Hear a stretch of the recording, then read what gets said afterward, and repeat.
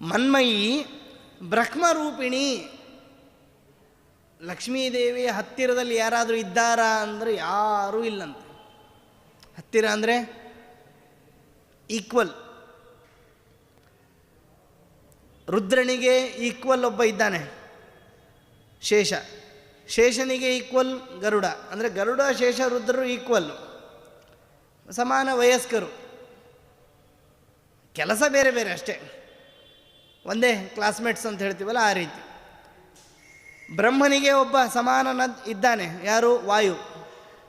ಭಾರತಿಗೆ ಸಮಾನ ಸರಸ್ವತಿ. ಆದರೆ ಲಕ್ಷ್ಮೀದೇವಿಗೆ ಯಾವುದೇ ಜೀವರಾಶಿಗಳಲ್ಲಾಗಲಿ, ಎಲ್ಲ ಇರೋದೇ ಜೀವರಾಶಿ, ಚತುರ್ಮುಖನಿಂದ ಹಿಡಿದುಕೊಂಡು ಎಲ್ಲರೂ ಜೀವರೇ, ಯಾರೂ ಕೂಡ ಸಮಾನರಲ್ಲ. ಎಲ್ಲಿವರೆಗೆ ಅಂದರೆ ಮುಂದಿನ ಕಲ್ಪದಲ್ಲಿ ಬರುವ ಬ್ರಹ್ಮನೂ ಸಮಾನನಲ್ಲ, ಹಿಂದೆ ಆಗಿ ಹೋದ ಅನಂತ ಬ್ರಹ್ಮರೂ ಸಮಾನರಲ್ಲ. ಬ್ರಹ್ಮರೂಪಿಣಿ ಅಂದರೆ ದೊಡ್ಡ ರೂಪ. ದೊಡ್ಡ ರೂಪ ಅಂದರೆ ಯಾವುದೋ ವಿಕಾರವಾದ ರೂಪ ಅಂತಲ್ಲ, ದೊಡ್ಡದು ಅಂದರೆ ಗುಣಪೂರ್ಣವಾದ ರೂಪ ಅಂತ. ಮನ್ಮಯಿ ಬ್ರಹ್ಮರೂಪಿಣಿ. ಮಾಯಾ ಮಮ ಪ್ರಿಯ ಅನಂತ ಯಯೇದಂ ಧಾರ್ಯತೆ ಜಗತ್ತು. ಇವಳನ್ನು ಮಾಯೆ ಅಂತ ಕರಿತಾ ಇದ್ದಾನು. ಮಾಯೆ ಅಂದರೆ ಭಗವಂತನ ಇಚ್ಛೆ. ಇವಳು ಯಾರು ಅಂದರೆ ನನ್ನ ಇಚ್ಛೆ. ನಾನು ಹೇಳಿದ ಹಾಗೆ, ನಾನು ಅಂದುಕೊಂಡ ಹಾಗೆ. ನಾನು ಸಾಯಂಕಾಲ ಬರುವಾಗ ನನಗೇನು ಬೇಕು ಅಂತ ತಿಳಿದು 1 ದಿನ 2 ದಿನ ಹೆಂಡತಿ ಏನಾದರೂ ಕಾಫಿನೋ ಟೀನೋ ಮತ್ತೊಂದು ಮಾಡಿಕೊಟ್ರೆ ಬಹಳ ಆನಂದ ಆಗುತ್ತೆ. ಹಬ್ಬ, ಮನಸ್ಸಲ್ಲಿದ್ದದ್ದನ್ನು ಮಾಡಿಕೊಟ್ಲು ಅಂತ. ಅದು ಯಾವತ್ತೋ ಒಂದು ದಿವಸ ಅವಳಿಗೂ ಸುಸ್ತಾಗಿ ಬೇಜಾರಾಗಿ ಮಲಗಿರ್ತಾಳೆ. ಅವತ್ತು 1-2 ದಿನ ಮಾಡಿದ್ಲು, ಮತ್ತೆ ಬಿಟ್ಬಿಟ್ಲು ಅಂತ. ಆದರೆ ಲಕ್ಷ್ಮೀದೇವಿ ಹಾಗಲ್ಲ. ಮಾಯಾ, ನನ್ನ ಇಚ್ಛೆ. ಮಾಯಾ ಅಂದರೆ ಅರ್ಥ ಆಗೋದಿಲ್ಲ. ಇದು ಯಾಕೆ ಹಿಂಗಿದೆ ಸೃಷ್ಟಿ? ಒಳ್ಳೆಯವರಿಗೆ ಕೆಡುಕಾಗಿದ್ದು ಕಂಡಿದೆ, ಕೆಟ್ಟವರಿಗೆ ಒಳ್ಳೆಯದಾಗಿದ್ದು ಕಂಡಿದೆ. ಇದೆಲ್ಲ ವಿಚಿತ್ರ ಅಲ್ಲ? ಇದು ಹೇಗೆ? ಇದನ್ನು ನಿಭಾಯಿಸೋರು ಯಾರು ಅಂತಂದರೆ ಮಾಯೆ, ಮಹಾಲಕ್ಷ್ಮಿ. ಮಾಯಾ ಮಮ ಪ್ರಿಯ. ಮತ್ತು ಅಷ್ಟೇ ಅಲ್ಲಪ್ಪ, ನನಗೆ ಬಹಳ ಇಷ್ಟ ಇವಳು, ನನ್ನ ಪ್ರೀತಿ ಪಾತ್ರಳು ಅಂತ. ದೇವರು ಸಾಮಾನ್ಯವಾಗಿ ನನಗಿವರು ಇಷ್ಟ ಅಂತ ಹೇಳೋದಿಲ್ಲ. ಹೇಳಬೇಕಾದ್ರೆ ಬಹಳ ಯೋಗ್ಯತೆ ಇರಬೇಕು. ಮಮ ಪ್ರಣಾಹಿ ಪಾಂಡವಾಹ ಅಂತ ಪಾಂಡವರ ಬಗ್ಗೆ ಹೇಳಿದ್ದು. ಯಾಕೆಂದರೆ ಪರಮಾತ್ಮನ ಸೇವೆಯನ್ನು ಬಿಟ್ಟು ಬೇರೆ ಏನೂ ಮಾಡೇ ಇಲ್ಲ ಅಂತವರು. ಎಲ್ಲವೂ ದೇವರ ಸೇವೆ ಅಂತಲೇ ಮಾಡಿದ್ರಂತವ್ರು. ಧರ್ಮರಾಯ ಹೇಳ್ತಾನೆ, ಧರ್ಮ ಯಾಕೆ ಮಾಡಬೇಕು ಅಂದರೆ ಧರ್ಮ ಮಾಡೋದೇ ನನ್ನ ಧರ್ಮ ಅಂತ. ಅದಕ್ಕೇನೋ ರೀಸನ್ ಬೇಕಿಲ್ಲ. ನಮ್ಮ ಮನೇಲಿ ಯಾಕೆ ಇರ್ತೀವಿ ನಾವು? ಇಲ್ಲ, ಇವತ್ತೊಂದು ದಿವಸ ಬೇರೆ ಮನೆಯಲ್ಲಿ ಇರೋಣ ಅಂತಂತೀವ? ಇಲ್ಲ. ಹಾಗಿದ್ರೆ ಧರ್ಮ ಮಾಡೋದೇ ನನ್ನ ಧರ್ಮ ಅಂತ. ಭಗವಂತನ ಸೃಷ್ಟಿ ಅವತಾರ ಕಾರ್ಯದಲ್ಲಿ ನನ್ನದು ಭಗವಂತನಿಗೆ ಒಂದಷ್ಟು ಸೇವೆ ಇರಲಿ ಅಂತ ಮಾಡಿದವನು ಭೀಮ. ಭಗವಂತನಿಂದ ಯಾವಾಗಲೂ ಭಗವಂತ ಹೇಳಿದ್ದನ್ನು ಕೇಳಿಕೊಂಡು ಕರ್ಮ ಮಾಡುವ ಅರ್ಜುನ. ಇವರೆಲ್ಲರ ಜೊತೆಗೆ ನನ್ನ ಪ್ರತ್ಯೇಕ ಅಸ್ತಿತ್ವ ಇಲ್ಲ ಅಂತ ಬದುಕಿದವರು ನಕುಲ ಸಹದೇವರು. ಆಚಾರ್ಯ ಮಧ್ವರು ಹೇಳ್ತಾರೆ, ಅವರು ಎಲ್ಲಿ ಹೋದರೂ ವಾಸುದೇವನ ಸೇವೆಯನ್ನು ಬಿಡಲಿಲ್ಲಂತೆ. ವಾಸುದೇವ ಅಂದರೆ ಅದೇ ಅರ್ಥ, ಲಕ್ಷ್ಮೀ ಸಹಿತನಾದ ನಾರಾಯಣ ಅಂತ. ಮಾಯಾ ಮಮ ಪ್ರಿಯ. ಏನು ಗೊತ್ತಾ, ಒಂದು ಸೂಕ್ಷ್ಮ ಇದೆ. ಮಹಾಲಕ್ಷ್ಮಿಯನ್ನು ಕೆಲವೊಮ್ಮೆ ನಾರಾಯಣನ ಪತ್ನಿ ಹೆಸರು ಅಂದರೆ ಯಾವ ರೂಪಕ್ಕೆ ಯಾವ ರೂಪ ಅನ್ನೋದು ನಮಗೆ ಗೊತ್ತಾಗಲ್ಲಲ್ಲ. ಕೆಲವೊಮ್ಮೆ ಅನಂತ ಚತುರ್ದಶಿ ಅಂದ್ಕೊಳ್ಳೋಣ, ಅಲ್ಲಿ ನಾವು ನಾರಾಯಣನ ಆರಾಧನೆ ಮಾಡುವಾಗ ಲಕ್ಷ್ಮೀದೇವಿ ಹೆಸರು ಏನು? ಅನೇಕ ಹೆಸರುಗಳಿವೆ. ಶ್ರೀ, ಪದ್ಮ, ಕಮಲ, ಅನೇಕ ಹೆಸರಿವೆ. ಅದರಲ್ಲಿ ಯಾವ ಹೆಸರನ್ನು ಕರಿಬೇಕು ಅಂತ ಗೊತ್ತಾಗದೆ ಹೋದಾಗ ನಿಮಗೆ ಯಾವ ಹೆಸರು ಅಲ್ಲಿ ನಾರಾಯಣನಿಗಿದೆಯೋ ಅದನ್ನೇ ಸ್ತ್ರೀಲಿಂಗದಲ್ಲಿ ಹೇಳ್ರಿ ಅಂತ. ನನ್ನ ಹೆಸರೇನು? ಅನಂತ, ನಾನು ಅನ್ಲಿಮಿಟೆಡ್. ಲಕ್ಷ್ಮೀದೇವಿಯು ಕೂಡ ಅನ್ಲಿಮಿಟೆಡ್. ಅಂದರೆ ಯಾವುದೇ ಅಂದರೆ ಇವತ್ತು ಇಲ್ಲಿವರೆಗೂ ಲಕ್ಷ್ಮೀದೇವಿ ಕೆಲಸ ಮುಗೀತು, ಇನ್ನು ಮುಂದೆ ಬೇರೆಯವರು ಮಾಡ್ತಾರೆ ಅಂತ ಇಲ್ಲ. ಈಗ ನಿರೂಪಣೆ ಮಾಡ್ತಿರ್ತಾರೆ. ನಿರೂಪಣೆ ಮಾಡೋರು ಅವರು ಮೈಕ್ ಬಿಟ್ಟ ಮೇಲೆ ಮುಂದಿನ ಕಾರ್ಯಕ್ರಮ, ಅವರು ಮೈಕ್ ಬಿಟ್ಟ ಮೇಲೆ ಸಂಜೆ ಮತ್ತೆ ಬೇರೆ ಕಾರ್ಯಕ್ರಮ, ಅವರೆಲ್ಲ ಮುಗಿದ ಮೇಲೆ ಅವನು ತೊಗೊಂಡು ಹೋಗ್ಲಿಕ್ಕೆ ಒಬ್ಬನು ಬರ್ತಾನೆ.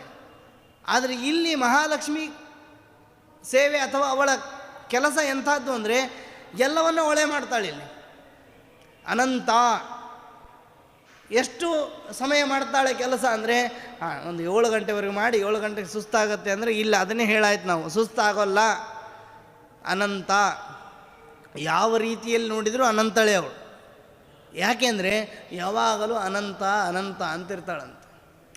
ಈ ಶ್ಲೋಕ ಹೇಳೋದ್ರಿಂದ ಒಂದು ಫಲ ಇದೆ. ಏನು ಅಂದರೆ ನಾವು ಏನೇ ತಪ್ಪು ಮಾಡಿದ್ರೂ, ಅದು ತಪ್ಪು ಮಾಡಿದರೆ ಏನಾಗುತ್ತೆ ಗೊತ್ತಾ, ಅದು ಬ್ಲ್ಯಾಂಕ್ ಆಗಿ ಉಳಿದು ಬಿಡುತ್ತೆ ಜಾಗ. ನೀವು ಒಳ್ಳೆಯ ಕರ್ಮ ಮಾಡುವಾಗ ಏನೋ ಬರಿತಾ ಇರ್ತೀರಿ, ಒಂದು ಪರೀಕ್ಷೆಯಲ್ಲಿ ಉತ್ತರ ಬರಿಬೇಕಾಗಿದೆ, ಬರೆಯುವಾಗ ಒಂದು ಪದ ಮಿಸ್ ಮಾಡಿದರೆ ಒಂದು ಮಾರ್ಕ್ ಹೋಯ್ತಲ್ಲಿ, ಒಂದು ಅರ್ಧ ಮಾರ್ಕ್ ಹೋಯ್ತು. ಅವಾಗ ಏನು ಮಾಡ್ತೀವಿ ನಾವು? ಇಲ್ಲೆಲ್ಲ ರಿಕ್ವೆಸ್ಟ್ ನಡೆಯಲ್ಲ. ನಮ್ಮ ಲೋಕದ ನಿಯಮದಲ್ಲಿ ಏನಿದೆ ಅಂದರೆ, ಒಂದು ಸಾರಿ ನೀನು ಪರೀಕ್ಷೆಯಲ್ಲಿ ಬರೀಲಿಲ್ಲ ಅಂದರೆ ಮುಗಿದೋಯ್ತು. ನೀನು ಎಷ್ಟೇ ಬುದ್ಧಿವಂತ ವಿದ್ಯಾರ್ಥಿ ಆಗಿದ್ರೂ, ನಿನ್ನ ಬಗ್ಗೆ ಗೊತ್ತಿದ್ರೂ ಅವರು ಮಾರ್ಕ್ ಹಾಕೋದಿಲ್ಲ. ಇಲ್ಲಪ್ಪ ಇವನು ಇಷ್ಟು ವರ್ಷ ಓದ್ತಾ ಇದ್ದ, ಇವನಿಗೆ ಮಾರ್ಕ್ ಹಾಕೋಣ ಅಂದರೆ ಹಾಕೋಲ್ಲ. ಆದರೆ ದೇವರ ವಿಚಾರದಲ್ಲಿ ಹಾಗಿಲ್ಲ.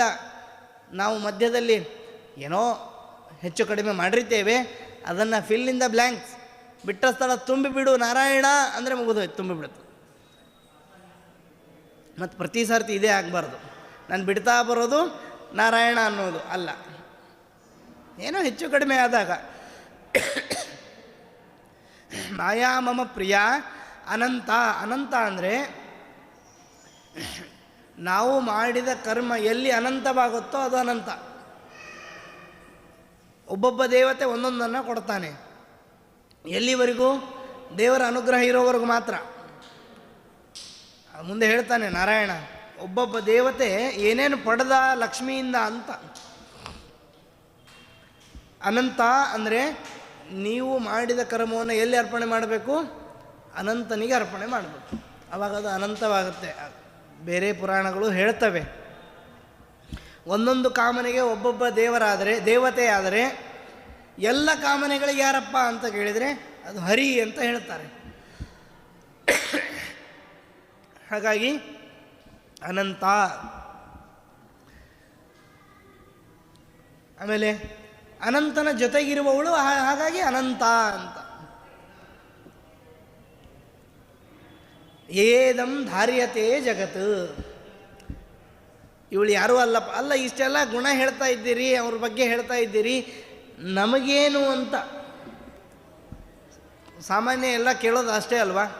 ಇವರು LLB ಮಾಡಿದ್ದಾರೆ, ಮತ್ತೊಂದು ಮಾಡಿದ್ದಾರೆ, ಇದನ್ನು ಮಾಡಿದ್ದಾರೆ, ಅದನ್ನು ಮಾಡಿದ್ದಾರೆ, ಇಷ್ಟು ಸರ್ಟಿಫಿಕೇಟ್ ಇದೆ, ಇಷ್ಟು ಡಾಕ್ಟ್ರೇಟ್ ಬಂದಿದೆ. ಜಗತ್ತಿಗೆ ಏನು ಮಾಡಿದ್ದಾರೆ ಅವರು ಅಂತ ಅಲ್ವಾ? ಸಮಾಜ ಸೇವೆ ಏನಾದರೂ ಮಾಡಿದರೆ ಓಹ್ ಒಳ್ಳೆಯ ವ್ಯಕ್ತಿ ಅಂತೀವಿ. ಭಾರಿ ಚಂದ ಇದ್ದಾನೆ. ಎಷ್ಟು ದಿವಸ? ಒಂದು 2 ದಿವಸ. ಏನು ಸ್ಮಾರ್ಟ್, ಮುಗೀತು, ನಮ್ಮ ಕೆಲಸದಲ್ಲಿ ನಾವು ಇರ್ತೀವಿ. ಸ್ಮಾರ್ಟ್ ಇದ್ದರೆ ಉಪಯೋಗ ಇಲ್ಲ. ಏನಾದರೂ ಸಹಾಯ ಮಾಡಿದರೆ ಹಾರ್ಟ್ಲಿ ಸ್ಮಾರ್ಟ್ ಇದ್ದಾನಂತೀವಿ, ಅಂದರೆ ಹೃದಯದಿಂದ ಶ್ರೀಮಂತ ಅವನು ಅಂತ. ಅಂದರೆ ಲಕ್ಷ್ಮೀದೇವಿ ನಮಗೇನು ಮಾಡಿದ್ದಾಳೆ ಅಂತಂದರೆ, ನೀವೇನು ನಿಂತಿದ್ದೀರಲ್ಲ ಈ ಜಾಗ, ಋಷಿಗಳಿಗೆ ಹೇಳ್ತಿರೋದು, ಜೊತೆಗೆ ನಮಗೂ ನಾವೇನು ನಿಂತಿದ್ದೀವಲ್ಲ, ಏನು ಅನುಭವಿಸ್ತಾ ಇದ್ದೀವಲ್ವ, ಸೂರ್ಯ ಚಂದ್ರ, ಹಗಲು ರಾತ್ರಿ, ನಕ್ಷತ್ರಗಳು ಎಲ್ಲವನ್ನ ಪ್ರತಿಯೊಂದನ್ನೂ ಧಾರಣೆ ಮಾಡಿದವಳು ಇವಳು ಅಂತ. ಸುಮ್ಮನೆ ನನ್ನ ಹೆಂಡತಿ ಪರಿಚಯ ಮಾಡ್ಕೊಂಡು ನಾನು ಹೋಗ್ತಿಲ್ಲಪ್ಪ. ಇವಳು ಜಗತ್ತಿನ ತಾಯಿ ಅಷ್ಟೇ ಅಲ್ಲ, ವಿಚಿತ್ರ ಅಂದರೆ ಹೆತ್ತ ಮೇಲೂ ಹೊಟ್ಟೆಯಲ್ಲಿ ಇಟ್ಕೊಂಡಿದ್ದಾಳಂತ. ನಮ್ಮ ಏದಂ ಧಾರ್ಯತೆ ಜಗತ್ತು. ಇದಂ, ಈ ಜಗತ್ತು ಅಂದರೆ ಕಣ್ಣಿಗೆ ಕಾಣುವ ಈ ಜಗತ್ತೇನಿದೆ, ಇದು ಏನೋ ಅನುಸಂಧಾನ ಇಲ್ಲದೇನೆ ಸುಮ್ಮನೆ ಹಿಡ್ಕೋ ಅಂತಂದ್ರು ಅಂತ ಶಿಕ್ಷೆ ರೂಪದಲ್ಲಲ್ಲ. ಕೆಲವೊಮ್ಮೆ ಶಿಕ್ಷೆ ಕೊಡ್ತಾನೆ ನೋಡ್ರಿ, ಇದನ್ನು ಹಿಡ್ಕೊಂಡು ನಿಲ್ಲು 1 ಗಂಟೆ ಅಂತ. ಆ ರೀತಿಯಲ್ಲ, ಬುದ್ಧಿಪೂರ್ವಕವಾಗಿ ಇದು ಭಗವಂತನ ಸೇವೆ. ಯಾ ಸಾ ಪದ್ಮಾಸನಸ್ಥ ಶ್ರೀ ಸೂಕ್ತದಲ್ಲಿ ಹೇಳುವಾಗ ಯಾ ಅಂತ ಕರೀತಾಳ ಅವಳನ್ನು. ಯಾ ಅಂದರೆ ಗಾಯತ್ರಿ ಮಂತ್ರದಲ್ಲಿ ಯಹ ಅಂತ ಶಬ್ದ ಇದೆ. ತತ್ ಸವಿತುರ್ವರೆಣ್ಯಂ ಭರ್ಗೋ ದೇವಸ್ಯ ಧೀಮಹಿ ಧಿಯಃ ಯಹ ನಃ ಪ್ರಚೋದಯಾತ್ ಅಂತ. ಅಲ್ಲಿ ಯಹ ಅಂದರೆ ನಾರಾಯಣನ ಹೆಂಡತಿ ಹೆಸರು ಯಾ ಅಂತ. ಅದೇ ಪುಲ್ಲಿಂಗ ಸ್ತ್ರೀಲಿಂಗ ಆಯಿತು. ಯಾ ಅಂದರೆ ಬುದ್ಧಿಪೂರ್ವಕವಾಗಿ ಜಗತ್ತನ್ನು ಸೃಷ್ಟಿ ಮಾಡ್ತಾಳೆ. ಇದನ್ನು ಯಾಕೆ ಹೇಳಿದೆ ಗೊತ್ತಾ? ನಮಗೇನಾದರೂ ಸಮಸ್ಯೆ ಆದರೆ ನಮ್ಮ ಮನೇಲಿ ಲಕ್ಷ್ಮೀ ನಿಲ್ತಿಲ್ಲ, ನಮ್ಮ ಮನೇಲಿ ದೇವರು ನಿಲ್ತಾ ಇಲ್ಲ, ದೇವರ ಅನುಗ್ರಹ ಇಲ್ಲ, ದೇವರು ನಮಗೆ ಮೋಸ ಮಾಡಿದ, ಹೇಳಿದ್ದು ಕಂಡಿದೆ, ದೇವರು ಅನ್ಯಾಯ ಮಾಡಿದ. ಒಂದು ಶಾಸ್ತ್ರಕಾರ ಒಂದು ತಿಳಿಸ್ಕೊಟ್ಬಿಡ್ತಾರೆ ನಮಗೆ. ಅನ್ಯಾಯ ಮಾಡೋದು ಯಾರು ಗೊತ್ತಾ? ಯಾರಿಗಾದರೂ ಲಾಭ ಇದ್ದರೆ ಅನ್ಯಾಯ ಮಾಡ್ತಾರೆ ಅಲ್ವಾ? ಏನಾದರೂ ಕೊಡುವಾಗ ಒಂದು ಹೇಳಿರ್ತಾರೆ, ಮರಳಿ ಪಡೆಯುವಾಗ ಇನ್ನೊಂದಾಗಿರುತ್ತೆ. ಉದಾಹರಣೆಗೆ ಬಡ್ಡಿ ಅನ್ನೋಣ, ಅದು ನೀವು ಏನಾದರೂ ಸಾಲ ತೆಗೆದುಕೊಳ್ಳುವಾಗ ಅಥವಾ ಇನ್ಶೂರೆನ್ಸ್ ಮಾಡಿಸುವಾಗ ಒಂದು ಹೇಳಿರ್ತಾರೆ ಇಷ್ಟು % ಅಂತ. ನೀವು ಕ್ಲೈಮ್ ಮಾಡಲಿಕ್ಕೆ ಹೋಗ್ರಿ, ಟರ್ಮ್ಸ್ ಆ್ಯಂಡ್ ಕಂಡೀಷನ್ಸ್ ಹೇಳ್ತಾರೆ. ಅಂದರೆ ಜಗತ್ತಿನಲ್ಲಿ ಲಕ್ಷ್ಮೀದೇವಿ ನಾವೆಲ್ಲ ಮಾಡುವಾಗ ಹಾಗೇನೆ ಎಲ್ಲ ನಮ್ಮ ಲಾಭಕ್ಕೋಸ್ಕರ. ಆದರೆ ಲಕ್ಷ್ಮೀನಾರಾಯಣರು ಲಾಭಕ್ಕೋಸ್ಕರ ಮಾಡ್ತಾ ಇಲ್ಲ. ಹೌದು, ಲಾಭಕ್ಕೋಸ್ಕರನೇ. ಯಾರಿಗೆ ಲಾಭ ಅದು ವಿಚಾರ ಮಾಡಬೇಕು ನಾವು. ಅದಕ್ಕೆ ನಾರಾಯಣನಿಗೆ ಪುರೋಹಿತ ಅಂತ ಹೆಸರು. ಪುರೋಹಿತ ತಾನು ಮಂತ್ರ ಹೇಳಿ ತಾನು ಆಹುತಿ ಹಾಕಿ ಅದರ ಪುಣ್ಯವನ್ನು ಯಜಮಾನರಿಗೆ ಕೊಟ್ಟು ಹೋಗ್ತಾನವನು. ಅಂದರೆ ನಿಮಗೆ ಒಳ್ಳೆಯದಾಗಲಿ ಅಂತ ಕರ್ಮ ಮಾಡೋದು ಇದು ಪುರೋಹಿತ. ಅಂದರೆ ಅವನಿಗೂ ಒಳ್ಳೆಯದಾಗುತ್ತೆ, ಆದರೆ ಇಲ್ಲಿ ನಾರಾಯಣನಿಗೆ ಎಕ್ಸ್ಟ್ರಾ ಒಳ್ಳೆಯದಾಗೋದಿಲ್ಲ. ಯಾಕೆಂದರೆ ಎಲ್ಲವೂ ಅವನಲ್ಲಿದೆ. ಸರ್ವಗುಣ ಪರಿಪೂರ್ಣ, ಎಲ್ಲ ಆನಂದಪೂರ್ಣ, ಕಲ್ಯಾಣ ಗುಣಪೂರ್ಣ ಅಂತ ನಾವು ನಾರಾಯಣನನ್ನು ಕರಿತೇವೆ. ನಾರಾಯಣ ಅಂದರೂ ಅದೇನೆ, ಎಲ್ಲವನ್ನ ಹೊತ್ತವನು ಅಂತ. ಅದಕ್ಕೆ ಶಾಸ್ತ್ರಕಾರ ಹೇಳ್ತಾರೆ, ನನ್ನನ್ನು ಯಾಕೆ ಸೃಷ್ಟಿ ಮಾಡಿದಾರಿ ಅಂತ ಯಾರೋ ಕೇಳಿದರು. ಆದರೂ ಜಗತ್ ಸೃಷ್ಟಿಯಾಗಲಿ, ಎಲ್ಲರೂ ಸೃಷ್ಟಿಯಾಗಲಿ, ನಾನು ಸೃಷ್ಟಿ ಆಗಬಾರ್ದಾಗಿತ್ತು, ಆರಾಮವಾಗಿದ್ದೆ ನಾನು ಅಂತ. ಎಲ್ಲೋ ಜೀವರಾಶಿಯಾಗಿ ಏನೋ ಜೀವ ಎಲ್ಲೋ ಒಂದು ಕಡೆ ಅಲ್ದಾಡ್ತಾ ಇತ್ತು, ನಾನು ಚೆನ್ನಾಗಿದ್ದೆ, ನನ್ನನ್ನು ಈ ಸೃಷ್ಟಿ ಯಾಕೆ ತಂದ ದೇವರು ಅಂತಂದರೆ, ನೀನು ಚೆನ್ನಾಗಿರಲಿಲ್ಲ, ನೀನು ಒದ್ದಾಡ್ತಾ ಇದ್ದಿ ಅಂತಲೇ ಸೃಷ್ಟಿಗೆ ತಂದಿದ್ದು.